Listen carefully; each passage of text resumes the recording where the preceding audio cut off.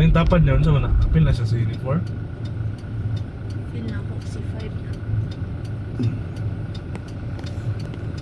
Sina sa kadaga na tubo rin. Grabe ba eh? Abi kayo na kadaga. Billions. Billions of kabillions. Ala, nagbuhat mo na silang tower na gapon sa likod ba? Parehas nga pa na ng tower nga pula. Tower crane, siguro lifting na. Oo. Una may tower crane, no? Admin house di siya, ideally. Ah, okay. Parehas nga po ni siya sa... Oh, 4 or 5. Ayun, kung kinas din ako, bay. Layo po ito. Bisbisan na na yutan niya. Dali, aram ginamawag ka. Abog. Luuyas tao nga ga-assign dia eh.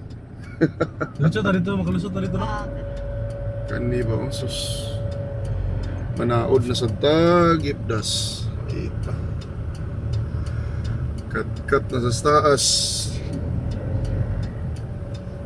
Kita. Apil ni kana ra man nung ilabot kani ning uban buildings di ani day. Tawag, isakan, tangkyo. Grabe ba? Sa ilo. Toro. Sus. Wait, mag-purchase naging kadagang radyo sa likod. Lagi, di na ra ba functioning to ang mga radyo? Mukhang Oh, sige, kahagbong. Ay, ate kayo. dapat bayaran na sa magbong, bay. Makagbong. Maya pa. Dapat ilag dyan. yung Bayaran sarili yun mo. ako, mako. Nga na akong number. Taka nagigipang construct din ba? Tagay, pinangawala nga doon sa itong sa kwan. Doon sa kisling, ikatong pa. Sa asay nila sa conveyor. Sa ani. Sa ilo gyapon niyo.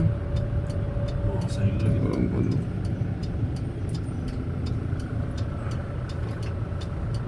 So, plantur, ginina niyo. Grabe yung abog ba? Makikita yung dalan.